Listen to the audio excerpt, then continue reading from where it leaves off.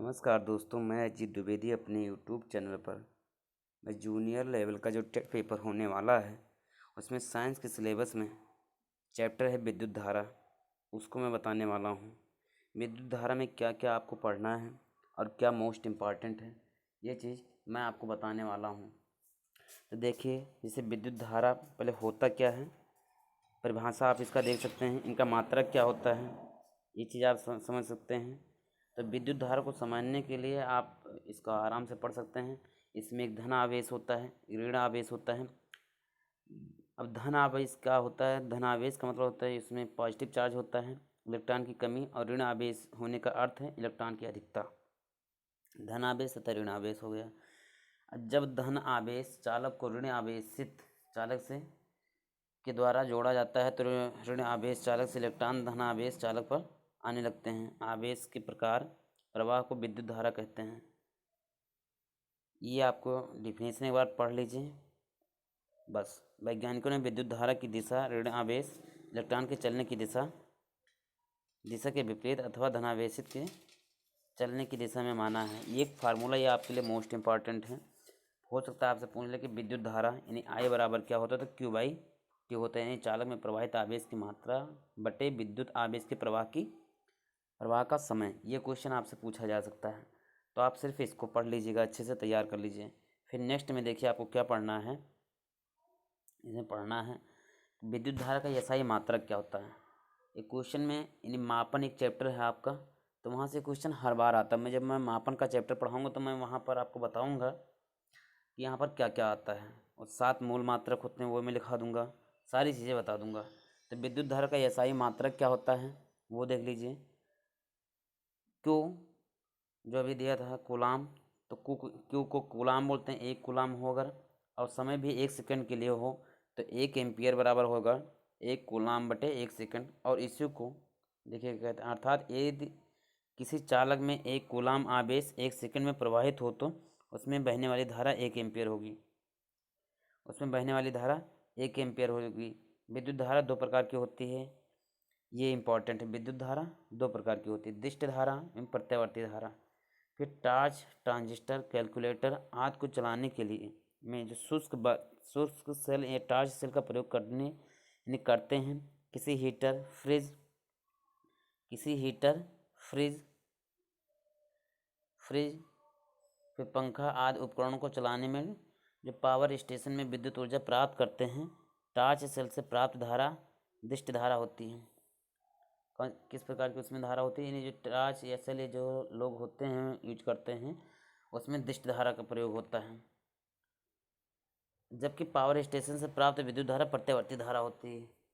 यानी जो घरों में हम लोग टॉर्च, बैटरी ये सब यूज करते हैं वो दिष्ट धारा के अंतर्गत आती है, और जो पावर से सप्लाई इलेक्ट्रिक करंट जो होता है उनको प्रत्यावर्ती धारा कहते हैं, अल्टरनेटिव करंट। उसको दिष्ट धारा को कहते हैं डायरेक्ट करंट। फिर देखिए विद्युत धारा के स्रोत। विद्युत धारा के स्रोत कहाँ कहाँ से विद्युत धारा की प्राप्ति हो सकती है, तो पहला विद्युत सेल, फिर विद्युत जनित्र यानी जनरेटर हो जाएगा, फिर विद्युत सेल। अब विद्युत सेल क्या होता है, तो ये देख लीजिए। विद्युत सेल जो होगा ये रासायनिक ऊर्जा की विद्युत ऊर्जा में परिवर्तन करने की युक्ति है। फिर विद्युत सेल की रचना एवं कार्यविधि, ये आप फोटो है, आप यहाँ से देख सकते हैं आराम से। इसको थोड़ा बहुत आप पढ़ लीजिएगा। जैसे विद्युत सेल में अलग अलग धातुओं को 2 छड़े लेते हैं, जिन्हें विद्युत आगे इलेक्ट्रोड कहते हैं। ये इलेक्ट्रोड किसी बर्तन में एक द्रव में डूबे रहते हैं।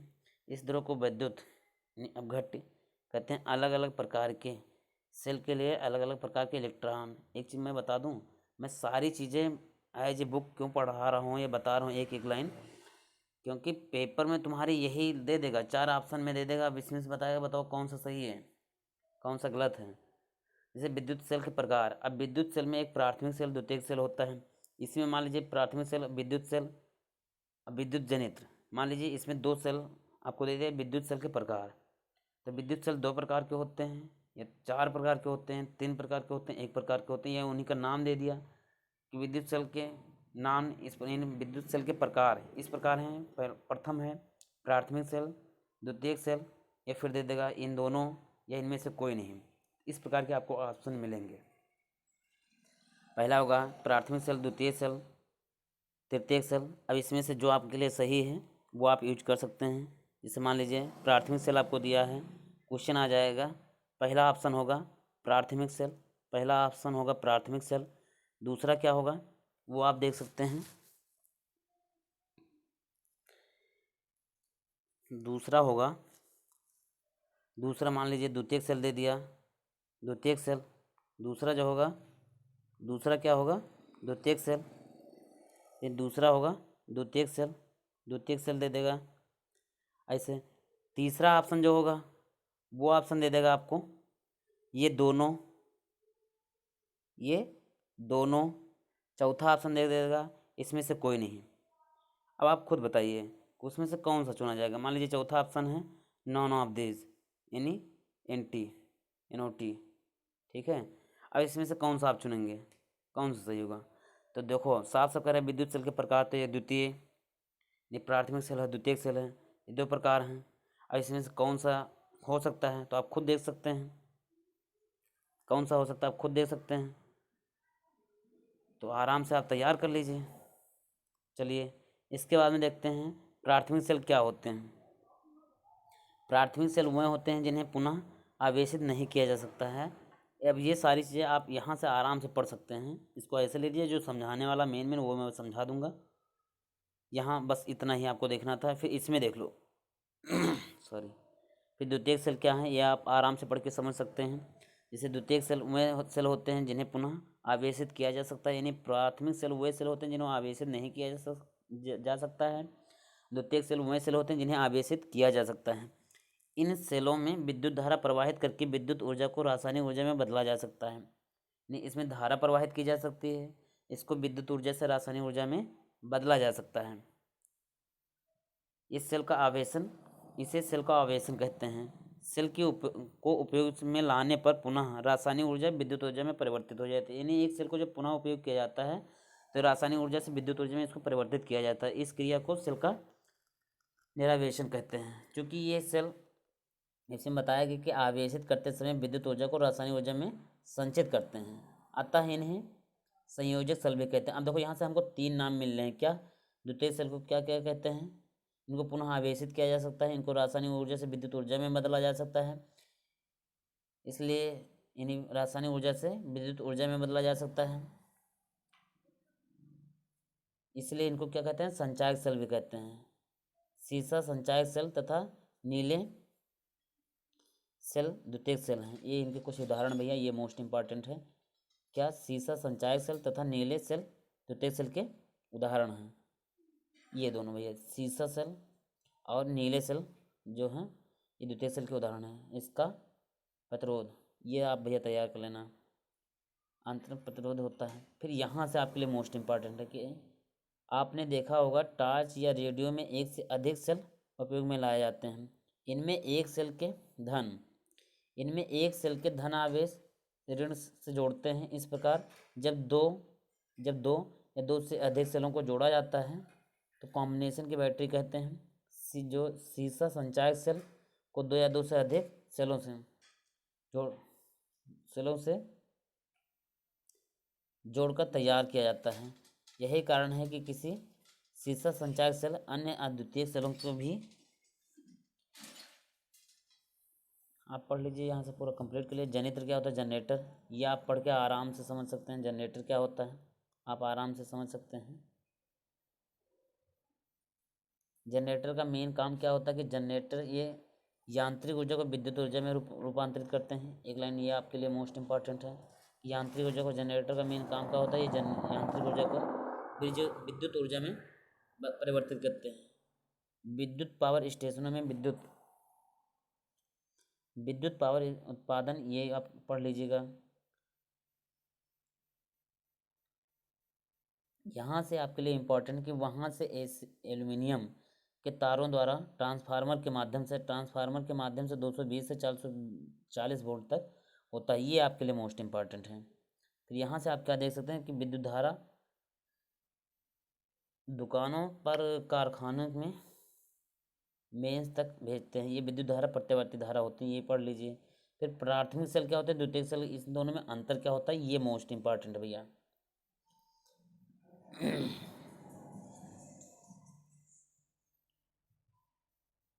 ये इम्पॉर्टेंट होता है।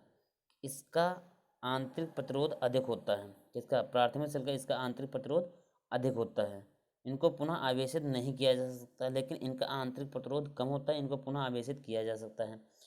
इसका उपयोग घड़ी, टॉर्च और रिमोट आदि में किया जाता है, जबकि इसका उपयोग जो है वो कार, ट्रक, इन्वर्टर आदि में होता है। ये आप आराम से देख सकते हैं। फिर इसके बाद में आपको क्या पढ़ना है वो देख लीजिए। नेक्स्ट में क्या है, सारी चीज़ें हम लोग समझ रहे हैं। विद्युत वाहक बल, विभवांतर एवं प्रतिरोध, ये पढ़ना भी है आपको। विद्युत सेल के दोनों ध्रुवों को संयोजक तार द्वारा जोड़ा जाता है। इसमें सबसे ज़्यादा इम्पॉर्टेंट है कि ये जो फार्मूला है, विद्युत वाहक बल E बराबर होता है सेल द्वारा प्राप्त ऊर्जा यानी जूल में संपूर्ण परिपथ में प्रवाहित आवेश कूलाम में। इसका मात्रक क्या होगा, विद्युत वाहक बल यानी सेल का विद्युत वाहक बल जो होगा, इसका मात्रक क्या होगा, इसका मात्रक होगा जूल, कूलाम या वोल्ट। विद्युत सेल से विद्युत धारा ना लेने की दशा में सेल के ध्रुवों का विभवांतर अधिकतम होता है, जिससे विभवांतर अधिक होता है, जिसे क्या कहते हैं, सेल का विद्युत वाहक बल कहते हैं। ये आपके लिए इम्पॉर्टेंट है। फिर इसके बाद में देखो हमको क्या करना है, विभवांतर, पोटेंशियल डिफरेंस।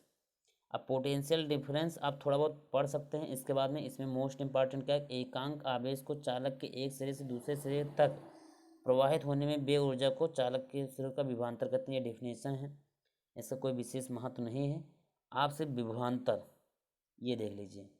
हम यहाँ से ये व्यवस्था इसलिए ऐसे कर दिए हैं कि आप लोग को याद करने में आसानी रहे। कि विभवांतर बी बराबर क्या होता है, व्यय ऊर्जा जूल में बटे प्रवाहित आवेश कूलाम में। फिर विभवांतर का मात्रक क्या होता है वो देख लीजिए।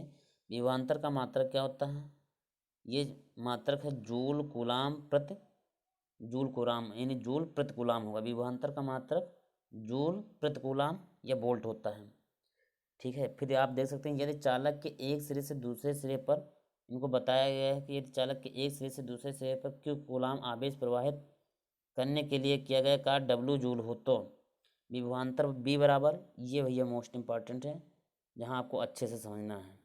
ये विभवांतर बी बराबर डब्ल्यू बाई क्यू। यदि डब्ल्यू बराबर 1 जूल, क्यू बराबर 1 कूलाम, ये विभवांतर बी बराबर 1 जूल या 1 कूलाम है। इसको वोल्ट भी बोला जाता है। अतः यदि 1 कूलाम आवेश को घातक के एक सिरों से दूसरे सिरों तक प्रवाहित करने के लिए जूल ऊर्जा व्यय हो, तो चालक के सिरों के बीच विभवांतर 1 वोल्ट होगा। ये आपको पढ़ना है। फिर प्रतिरोध में देख लीजिए आपको क्या पढ़ना है। जैसे प्रतिरोध ओम इनको कहा जाता है, इनको आर से प्रदर्शित करते हैं। ये आपके लिए इसमें इम्पॉर्टेंट है ये चीज़, ये आप पूरा अच्छे से देख लीजिएगा। इधर ये ओम इसका मात्रक होता है, प्रतिरोध का मात्रक, ये इम्पॉर्टेंट है। प्रतिरोध का मात्रक ओम होता है, ये आपके लिए इम्पॉर्टेंट है। फिर नेक्स्ट पेज में देखिए आप, ये आपको पढ़ना है। नेक्स्ट पेज में किसी चालक का प्रतिरोध आर उसके सिरों के बीच की विभवांतर बी के बराबर होता है। यहाँ से फार्मूला आपके लिए मोस्ट इंपॉर्टेंट है, ये पूरा का पूरा आप पढ़ सकते हैं। और इसके बाद में किसी चालक के सिरों पर 1 वोल्ट विभवांतर आरोपित करने से चालक में 1 एम्पीयर की धारा प्रवाहित हो, तो चालक का प्रतिरोध 1 ओम होगा। ये लाइन आपके लिए पूरी की पूरी इंपॉर्टेंट है, इसमें कुछ चेंज किया ही नहीं जा सकता है, पूरा का पूरा। ये अगर आपको अच्छे से नंबर चाहिए तो ये पूरा का पूरा आपको पढ़ना कंपलसरी है। फिर विद्युत धारा के प्रभाव, उसमें प्रभाव ये आपको देखना है भैया। यहाँ से विद्युत धारा के जो प्रभाव होते हैं, जैसे उसमें प्रभाव, जब किसी चालक में विद्युत धारा प्रवाहित की जाती है तो उस चालक का ताप बढ़ने लगता है। विद्युत धारा के प्रभाव का उपयोग करके अनेक उपयोगी उपकरण बनाए जाते हैं। ये भैया इंपॉर्टेंट है, आपको मैं पूरा नहीं बता रहा हूँ, जितना इम्पॉर्टेंट है वो देख लीजिए। विद्युत प्रेस, बल्ब, विद्युत हीटर, विद्युत केतली, ये सारी चीज़ें। फिर यहाँ बाल सुखाने के लिए ड्रायर, ये सारी चीज़ें। विद्युत धारा के प्रवाह से किसी चालक में ऊष्मा उत्पन्न होने की घटना को विद्युत धारा का ऊष्मीय प्रभाव कहते हैं। ये लाइन आप पढ़ लेना अच्छे से, ये लाइन पूरा का पूरा आपके लिए इम्पोर्टेंट है, समझ लीजिए। ये पूरी की पूरी लाइन मोस्ट इम्पॉर्टेंट है, इसमें कुछ आप परिवर्तन कर ही नहीं सकते हैं। फिर देखिए लिखा है विद्युत धारा, सॉरी विद्युत बल्ब। ये विद्युत बल्ब में आपको पढ़ना अच्छे से, इसमें क्या पढ़ना है वो मैं समझा दे रहा हूँ। इसमें देखिए विद्युत धारा के उसमें प्रभाव का उपयोग विद्युत बल्ब द्वारा प्रकाश उत्पन्न करने में किया जाता है। ठीक, इस सामान्य बल्ब में टंगस्टन का बहुत पतला, ये वर्ड याद रखना, सामान्य बल्ब में टंगस्टन का बहुत पतला तार लगा होता है जिसे तन फिलामेंट कहते हैं। बल्ब में वायु निकाल कर नाइट्रोजन या आर्गन गैस भरी जाती है। अब यहाँ से मैं बता दूँ आपको क्वेश्चन कैसे पूछते हैं वहाँ, ये चीज़ मैं आपको बता रहा हूँ। वहाँ जो क्वेश्चन होगा वो कैसे पूछा जाता है ये चीज़ देख लो। वहाँ क्वेश्चन आएगा कि विद्युत बल्ब में कौन सी गैस भरी जाती है, तो वहाँ पर आपको ऑप्शन देगा हीलियम पहला ऑप्शन, दूसरा ऑक्सीजन, तीसरा ऑप्शन रहेगा आर्गन, चौथा ऑप्शन रहेगा इनमें से कोई नहीं। तो अब आपको क्या करना है, कौन सी गैस भरी जाती है, अगर आप यहाँ से पढ़े रहेंगे तब तो आप आराम से कर सकते हैं। जैसे देखिए निकाल कर नाइट्रोजन या, एक मिनट भाई साहब, हम लोग कहीं दूसरी जगह चले गए क्या।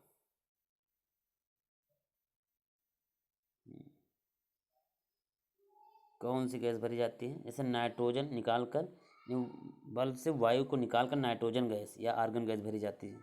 इस तरह से आपसे क्वेश्चन पूछा है कौन सी गैस भरी जाती है बल्ब में, तो आप आराम से बता सकते हैं। जब बल्ब के तन में विद्युत धारा प्रवाहित की जाती है तब तंतु गर्म होकर श्वेत तत्व हो जाता है, फलस्वरूप प्रकाश उत्पन्न होता है। बल्ब के तंतु को गलनांक बहुत अधिक होने के कारण ये पिघलता नहीं है।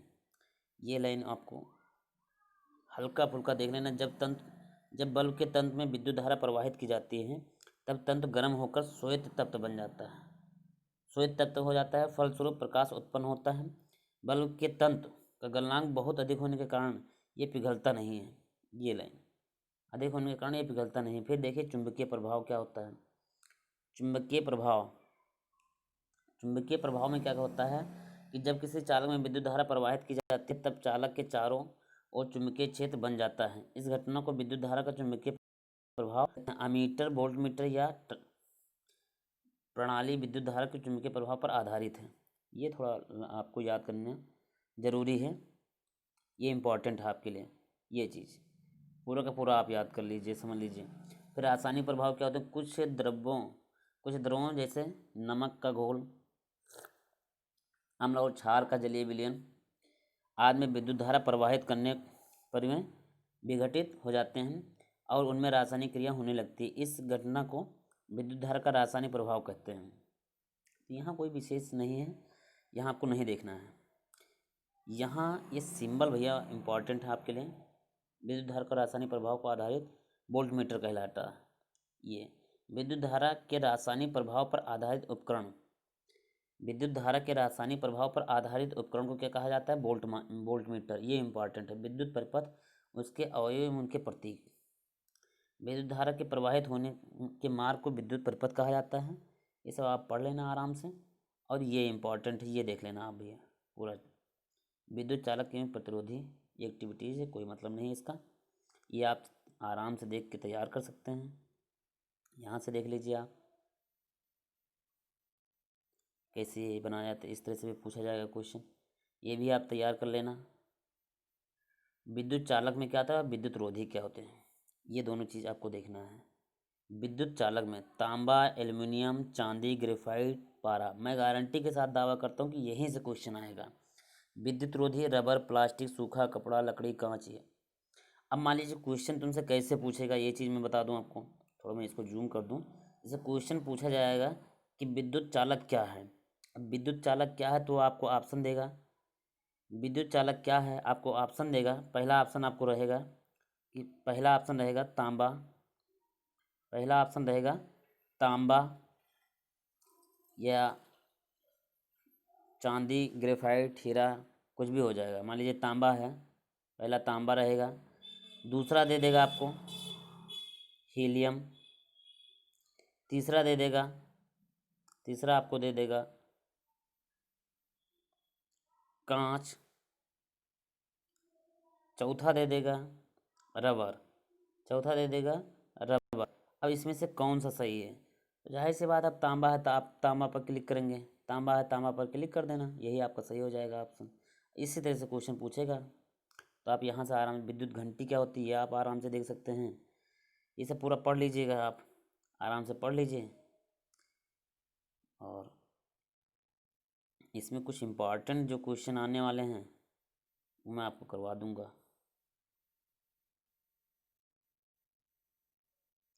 फिर अमीटर एवं वोल्ट मीटर क्या होता है, तो विद्युत परिपथ में अमीटर वोल्ट मीटर, ये अच्छे से आप समझ लीजिए। फिर इसमें देख लीजिए, वही चीज़ है। ये आपके लिए मोस्ट इम्पॉर्टेंट है, जो लिखा कितना सीखा।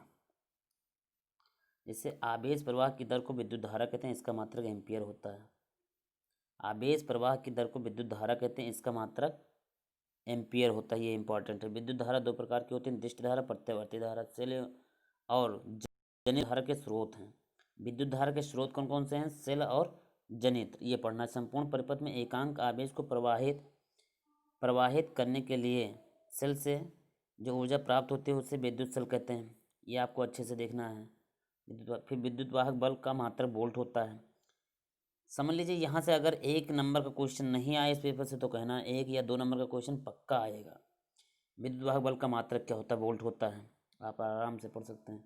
एकांक आवेश को किसी चालक के एक सिरे से दूसरे सिरे तक प्रवाहित करने के लिए ऊर्जा को आवश्यकता होती है, उसे विद्युत सिरों के विद्युत विभवांतर कहते हैं। ये फार्मूला ही कहो पूछ लिया जाए कि विद्युत विभवांतर का फार्मूला क्या होता है, आप इसको दे सकते हैं। विद्युत विभवांतर का मात्रक वोल्ट या जूल या कूलाम होता है। ये विद्युत विभवांतर का मात्रक, ये आपके लिए मोस्ट इम्पॉर्टेंट। विद्युत विभवांतर का मात्रक क्या होता है? वोल्ट या जूल प्रति कूलाम होता है। प्रतिरोध का मात्रक क्या होता है? प्रतिरोध का मात्रक ओम होता है। ये आप देख लीजिए। फिर किसी चालक में धारा प्रवाहित होने पर उसमें उसके ताप का बढ़ना धारा का उसमें प्रभाव है। किसी चालक में धारा प्रवाहित होने पर उसमें जो भी होता है, ये सब सारी चीज़ें आप पढ़ लीजिए। इसमें कोई बहुत विशेष और नहीं है, जितना था मैं सब कुछ बता दिया है। आप आराम से चाहें तो स्क्रीनशॉट ले सकते हैं, जैसे भी चाहें आप लेके पढ़ सकते हैं, कोई दिक्कत नहीं है। आप आराम से पूरा पढ़ लीजिए। तो ठीक है, आप मेरे चैनल को ज़्यादा से ज़्यादा लाइक कीजिए, शेयर कीजिए, सब्सक्राइब कीजिए। मैं जूनियर और प्राइमरी दोनों का टीटी का जितना भी सिलेबस है, चाहे साइंस का हो या कोई और भी हो, पूरा का पूरा मैं इसी यूट्यूब चैनल पर पढ़ाऊँगा। धन्यवाद।